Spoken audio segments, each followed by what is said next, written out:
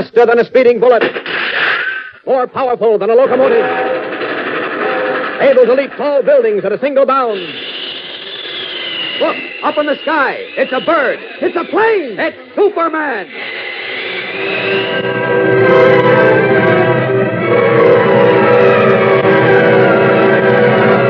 The Adventures of Superman.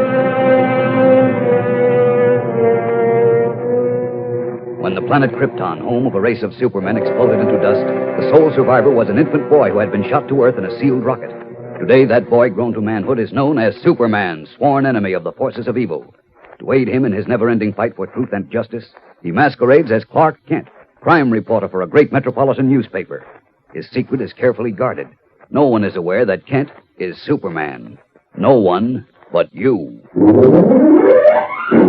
Join with us now as we embark on another of Superman's exciting transcribed adventures, as the Man of Steel solves a murder and a mystery in The Diamond of Death.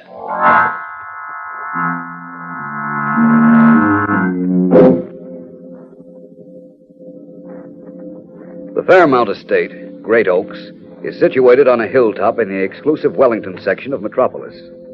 From the scrolled iron gate that once ensured the privacy of an Italian prince, the broad green acres rise to the huge gabled house in terraced formality. Time has taken its toll of the Fairmounts, and there are only 3 who occupy the 27-room mansion. Aunt Margaret, her son John, and her niece Alice, whose father founded the now dwindling Fairmount fortune. As our story opens, Alice is alone in the drawing room, playing the piano.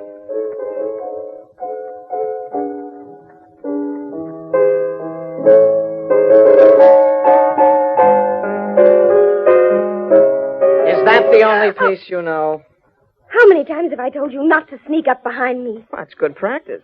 You didn't hear me come in, did you? No, I didn't. And I don't like being spied on. Ever since you got that correspondence school detective course, you've been unbearable. Gumshoeing around the house, frightening your mother half to death, picking at locks. It seems to me, John, it's about time you grew up. When I want your advice, I'll ask for it. I think you're pretty high and mighty because you're going to be 21 tomorrow. I believe you and me, when I'm 21, I won't be hanging around this barn of a house. Oh, what's the use? I'm going to my room. What was that? It's Mama. Hey, Mama! Mama, what happened? Mama, what happened? What happened? Oh, my nerves, Phil. Oh, John, get them, please. They're on the dresser, John. Get a glass of water, too.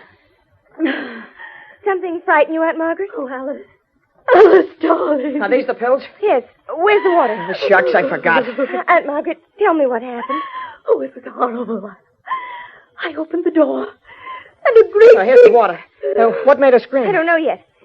Here you are, Aunt Margaret. Thank you, dear. Well, something must have happened. Did you arrive at that conclusion all by yourself? You don't have to get smart, Alecky. Oh, please, please, children. I'm sorry. What happened, Mama? Give me a chance to catch my breath, John. Well, you want me to call the doctor? No, I'll be all right. It was just a terrible scare. What scared you? I went across the hall to the library to get a book. Yeah? When I opened the library door, I saw a man climbing out the window. Holy cats. He turned to look at me, and his face was covered with a black handkerchief. A burglar. I tried to call out to him to stop it, but all I could do was scream. You better look around outside. No, John. Help me up, Alice, dear. Yeah, but Mama, what if he's lurking around outside waiting for another chance to bust in? Oh, thank you, dear. I'm sure I frightened him off, John. At any rate, there's something far more important. Alice's diamond pendant is in the safe in the library. Aunt Margaret, you don't think he... Oh, I hope not, dear. But come, we'll see.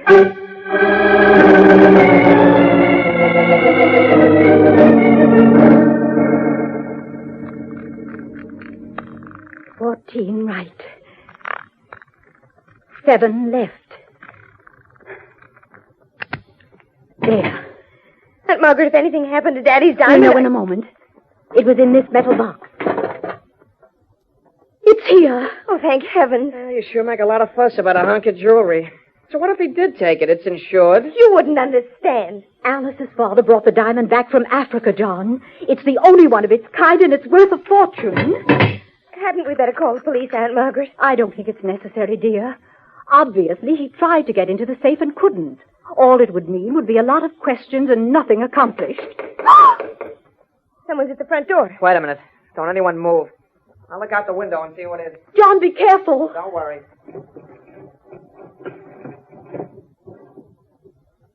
It's a man and a woman. Oh, yes, I forgot. They're probably from the Daily Planet. A Miss Lane called this afternoon about an interview with you, Alice. With me? Yes, about your birthday party tomorrow and the diamond.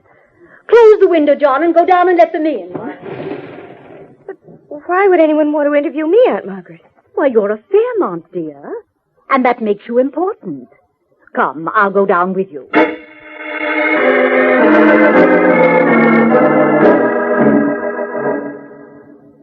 I'm sorry I was late, Mrs. Richards, but Mr. Kent drove me up and somehow we got lost. Oh, sure. Always blame it on the driver. Oh, it's perfectly all right. And if we seem a little disorganized, it's because we've had some excitement. Yeah, a burglar broke in and tried to steal my cousin Alice's diamond. What? John, don't exaggerate. Well, he did, didn't he? When did this happen? Just before you and Miss Lane arrived. Oh? I surprised a marauder in the upstairs library. Whether he was after the Fairmount diamond or not is a question. Did you notify the police? Well, frankly, no. I believed I frightened him off. I noticed a man out front when we drove up. You did? Yes. He was short and dark with one of those little hairline mustaches. Well, that's Mario. The chauffeur. It seems to me the police should be notified. Don't you think so, Clark? Wouldn't hurt. What's your chauffeur's last name, Mrs. Richards? Corelli. Yeah, Mario Philip Corelli. Oh. He was born in Sicily, and he's got a scar on his face where a black hand guy cut him with a knife. John, I'm sure Mr. Kent isn't interested in Mario's personal history. Oh, on the contrary, Mrs. Richards, I might very well be. I have a vague feeling I've seen him somewhere before. How long has he been with you? 3 months. I wish, John, you'd learn not to answer questions for others. I'm perfectly capable of replying. Okay. Mario wasn't the man I saw in the library, Mr. Kent, if that's what you're thinking. This man was tall and blond. I see. Well, this is all very interesting, but actually we came here to get a story on Miss Fairmount's birthday, and nobody has paid any attention to her. That's quite all right. Oh, forgive me, Alice, dear. Of course, Aunt Margaret. You'll be 21 tomorrow, isn't that right? All of 21. And you're going to celebrate the occasion with a party. Aunt Margaret's giving me a party, yes. It'll be a masquerade with 200 invited guests. I see. Here at Great Oaks, I presume. Oh, most certainly. Well, that's fine. Now, about the Fairmount diamond. Well, in accordance with the last wishes of my dear brother, Alice's father, I'll present the Fairmount diamond to Alice at the party. That's if that burglar doesn't come back and steal it. John, that's not amusing. I think it's disgusting. You would. That will be enough, John. Just one more thing, Mrs. Richards, and we'll go. May we have a photographer at the party? We'd like a shot of the presentation of the diamond. Well, by all means, and unless Alice has any objections. No. Good. Thank you so much for seeing us, and best wishes to you, Miss Fairmount. Yes, many happy returns tomorrow. Thank you. And if I were you, Mrs. Richards, I'd certainly notify the police about that marauder. Yes. Yes, I think I shall.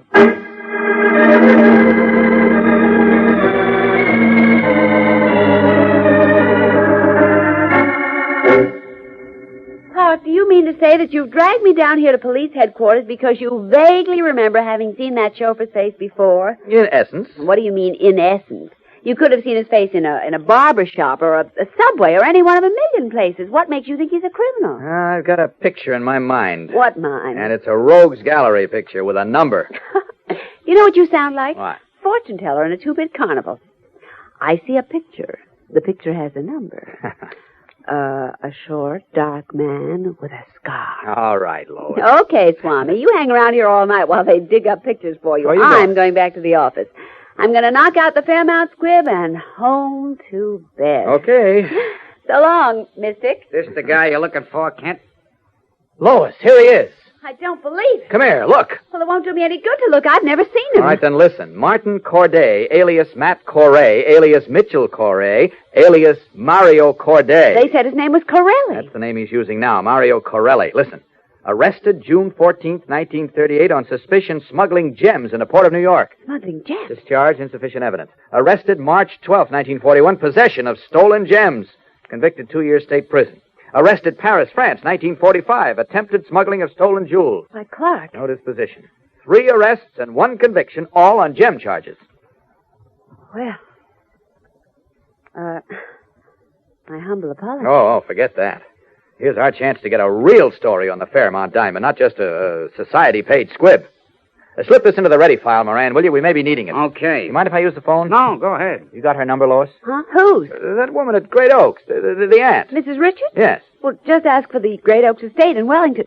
What are you calling for? Warn her to be careful until we get there. Oh, I see. Number, please. I'd like the Great Oaks Estate in Wellington. I don't know the number, operator. 1 moment, please. Thank you. Now, you imagine the patience of the guy, Lois. Here he's been hanging around for 3 months, waiting to get his hands on that diamond, working as a chauffeur. But, Clark, Mrs. Richards said the man she found in the room was tall and blond. Oh, he was probably a Confederate. Here's your party. Oh, hello? Hello? Miss Richards? Yes? This is Clark Kent, Mrs. Richards. Clark Kent. Miss Lane and I were at your place about an hour ago from the Daily Planet. Yes, of course. I'm sorry, Mr. Kent. That's quite all right. My reason for calling, Mrs. Richards, is to tell you that we did a little checking on your chauffeur. A little what? We checked your chauffeur at police headquarters, and we find he has a record as a jewel thief. Now, don't get frightened or upset, Mrs. Richards. Oh, this is terrible. Miss Lane and I are coming back to your place. We should be there in 20 minutes. Just keep calm. And, Mrs. Richards, Yes? where is the Fairmont Diamond? It's in a safe in the upstairs library. Well, stay in the library until we get there. And keep your son with you. Yes, I will. I certainly will. Okay, see you in about 20 minutes. Hurry, Mr. Kent, please. We will. Okay, Lois, let's go.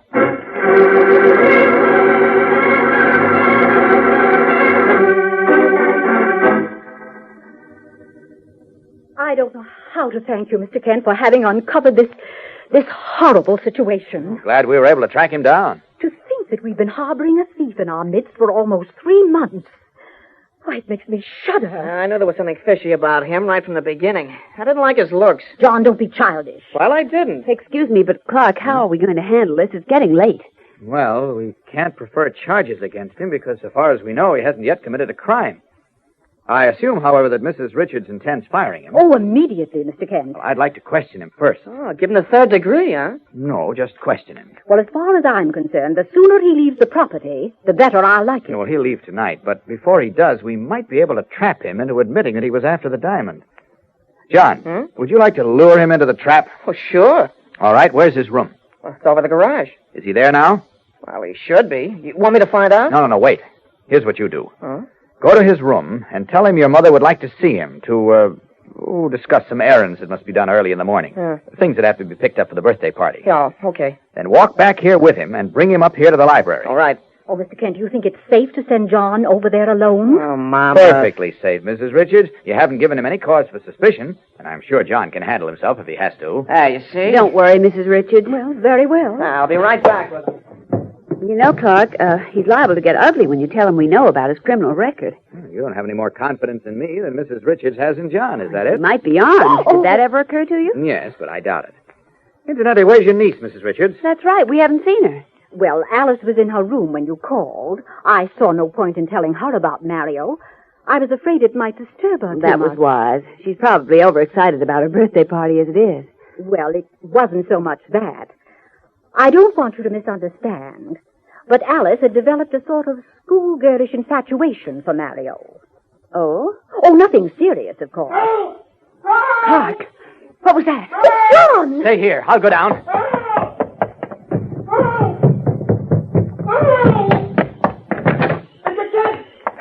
What's the matter, John?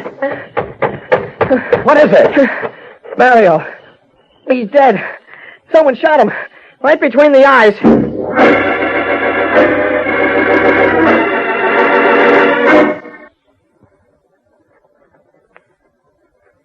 We'll be back in a moment for part 2 of The Diamond of Death. But first, here is your ABC announcement.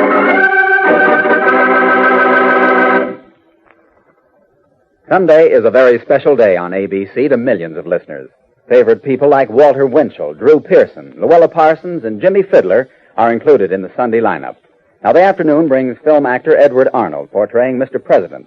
The lovely voice of young singing star Betty Clark and The Greatest Story Ever Told offers a moving half hour of drama from the Bible.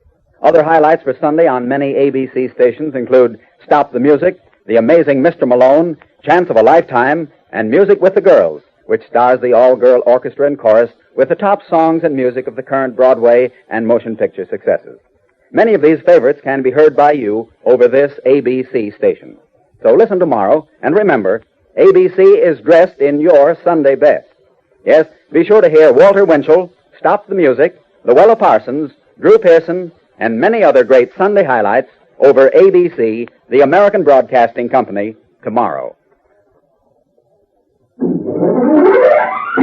And now, back to the adventures of Superman and the Diamond of Death.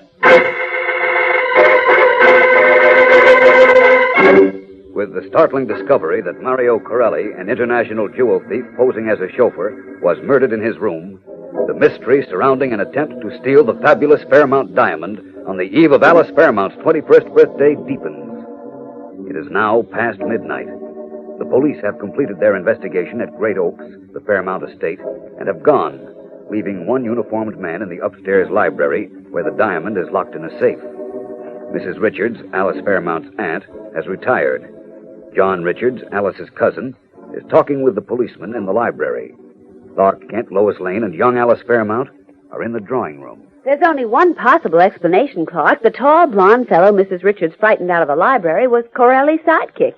And when he failed to get the diamond, they had an argument, and Blondie let him have it. Two things wrong. What? Nobody heard the shot, and according to the medical examiner, Corelli hadn't been dead 30 minutes when John found the body. Well, the shot could have been muffled, and what's the time got to do with it? What's the time got to do with it? Well- Corelli was alive when we left here the first time. I saw him. That was about 9. Yes? I called Mrs. Richards from police headquarters at 9:30. We got back here at 5 minutes to 10, and the body was found at 10. That means he was murdered between 9:30 and 10. Miss Fairmount, Yes? how soon after Miss Lane and I left did you go to your room? I don't quite remember the time.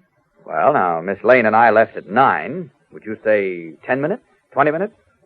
Well, you see, I went for a little walk first. Oh. In the direction of the garage? Why, yes. Did you see Corelli? Yes. Please, I don't want you to think I'm not thinking anything, Miss Fairmount. You talked with Corelli? Just for a moment. He said he hoped my party was successful. That was all. Uh-huh. Then you went to your room? Yes. You rather liked Corelli, didn't you? Liked him? Well, is like too mild? No, of course not. I found him interesting. Your aunt said he fascinated you. That's not true. He spoke French and Italian fluently, and I enjoyed talking to him. But as for anything else... Yes? There was nothing else. All Mr. Kent is trying to do, Miss Fairmount. I know exactly what Mr. Kent is trying to do, and I resent it. Mario may have been a jewel thief, but I found him far more interesting company than my cousin John or my Aunt Margaret. I can understand that. This was my father's house. Tomorrow it'll be mine. If my Aunt Margaret objects to my likes and dislikes, well, it's just too bad. No, I'm afraid you misunderstand. No one's criticizing you. Certainly neither Miss Lane nor myself. But Corelli was murdered, and we're looking for a solution. Sorry, but I can't help you. I think you can. How? Would you invite us to your masquerade party tomorrow? Why, yes, if you'd like to come. We would, very much. Well, then, of course you're invited. Will you be in costume? Well, I don't know about Miss Lane, but I'll be in costume. A very interesting costume.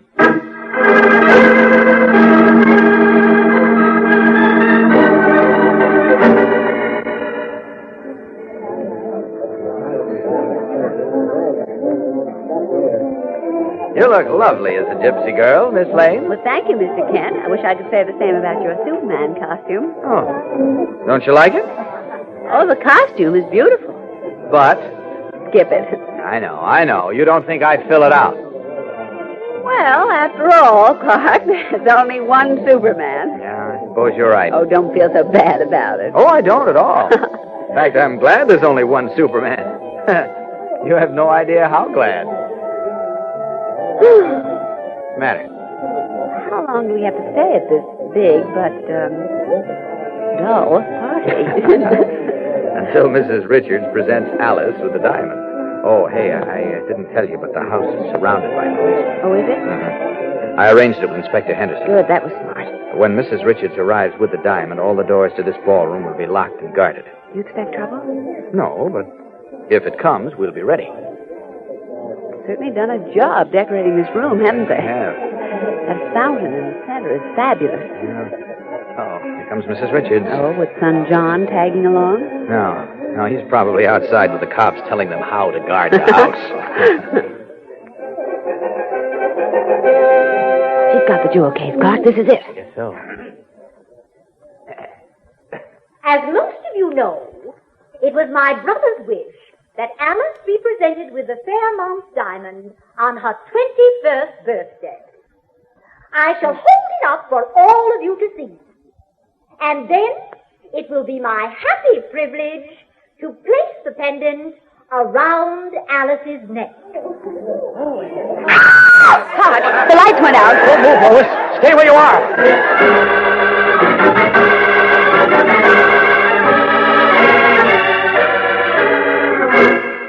Oh, Clark, it's 10 minutes after 3. The police gave up an hour ago, and you're still tramping around this empty ballroom. Yeah, I know. Will you take that silly Superman costume off and let's go? The diamond is gone. Just make up your mind to it. Well, I can't. The doors were locked and guarded. I got to Mrs. Richards a few seconds after the lights went out and she screamed. Where could it have gone? I don't know. When the lights went on again, she was holding the plush box in her left hand and the gold pendant chain in her right. And the diamond was gone, and if I've heard that once, I've heard it a dozen I'm times. sorry, I'm only trying to... Clark, the police have searched the room, and everybody in it. I know, Lois. She was standing near the fountain. They searched the fountain. They drained the fountain, remember? Yeah. Yeah, I was just thinking, the gold pendant chain and the box were cold, and the plush inside the box seemed to be damp. Come again? Golly, that's a fantastic idea, but if that's how it was done, it explains a lot of things. What's a fantastic idea? Clark. What? I'm asking you what. I think I know how the diamond disappeared so fast. You do? Easy. Someone's coming down the stairs. Oh, it's Alice. Good heavens, are you people still here? From the looks of it, we'll be here all night. Now, Mr. Kent thinks he knows how the diamond disappeared. Mr. Kent, not really. Yeah, I'll have to call the police to get them to do a little fast checking. Well, there's a phone in the powder room, that door over there. Oh, good. I'll be right back. Do you really think Mr. Kent knows, Miss Lane? It's hard to tell what Mr. Kent knows or doesn't know, but there's one easy way to find out. Come on. What are you going to do? Listen to what he tells the police. This is Clark Kent. Let me have Captain Reed, please. Captain Reed, he was here tonight, wasn't he? Yes, he spoke to me. Hello, Ed. This is Kent. No, I'm still up here. Yeah. Well, I think I've got the makings of a lead. No, not entirely, but I think the diamond was stolen last night, not tonight. He's crazy. That's right. No, I can't prove it yet, but if my hunch is correct, I will. I think the girl's aunt, Mrs. Richards, is behind it. Oh, no. Can you get a search warrant to go through the entire house, Ed? Good. Yes, as soon as you can, if you will. Okay, I'll call back if I dig up anything else. Right. Let's go back where we were. I don't want him to know we were listening. He can't be serious about Aunt Margaret. Now, don't say a word. Well, that's step number 1. I'm going to take a look at Corelli's room above the garage. I'll be back in a few minutes. Mr. Kent, Let him go. but I'd like you to explain what he meant about Aunt Margaret. He won't anyway. I don't know what he's got up his sleeve, but whatever it is, I'm going to beat him to the punch. Take me to your aunt's room. What for? Just take me there.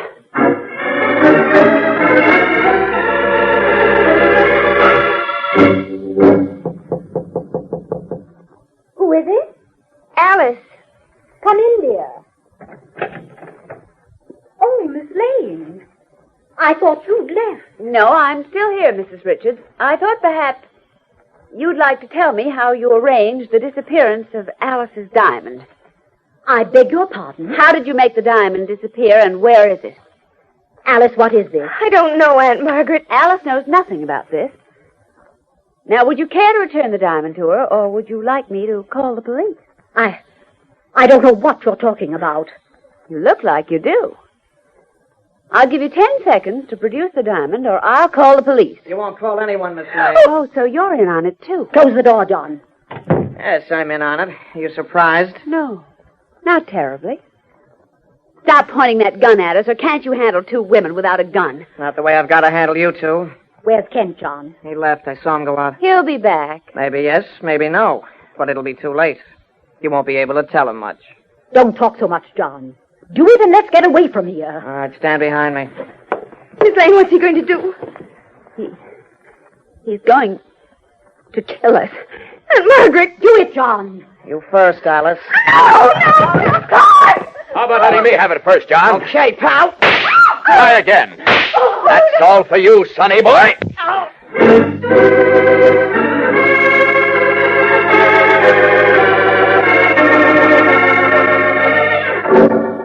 All right, Clark, I'm listening. How did you know they were behind it all? Well, you heard their confession. Yes, but... They planned to steal the diamond months ago, but the problem was disposing of it. Yes? That's how Corelli got into the picture.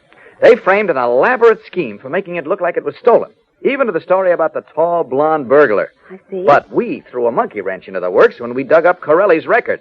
You see, they were afraid he might implicate them if we cornered him. So they shot him between 9:30 when I called Mrs. Richards and 10 o'clock when John found his body. Yeah, I know all that, but what I don't know... Patience. Now, wait a minute. Corelli, before he was murdered, either had built or built himself a metal mold in the shape of the diamond. But why? The morning of the masquerade party, they filled the mold with clear water and froze it solid, probably with the gold chain attached. Oh, A few moments before Mrs. Richards presented it to Alice, it was removed from the mold and brought in. Uh-huh. When John turned the lights out, she ripped it from the chain and dropped it into the fountain bowl where it melted. Well, sure. And you figured all that out just because the plush box and the gold chain were cold? Well, that started me thinking. Well, it's remarkable. Huh? Now, wait a minute. Just tell me one more thing. What? That horrible brat, John, he fired 2 shots at you. How did he miss? How... I know. It wasn't you at all. It was Superman. Or was it? Huh?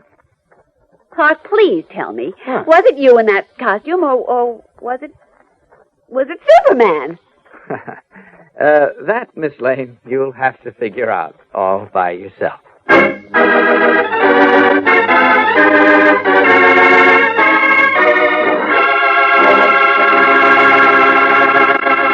And so ends The Diamond of Death on The Adventures of Superman, which come to you now each week at this same time over many of these same ABC stations.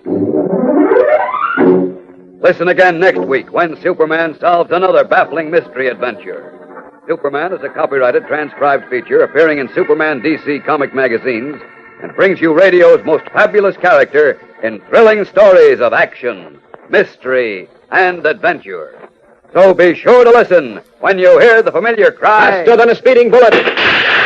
More powerful than a locomotive. Able to leap tall buildings at a single bound.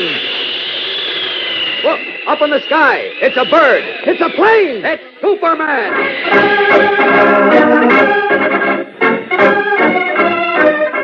The role of Superman is played by Bud Collier, Lois Lane by Joan Alexander. Music is composed and played by John Garth. This is Jackson Beck reminding you to be sure to listen next week to The Adventures of Superman.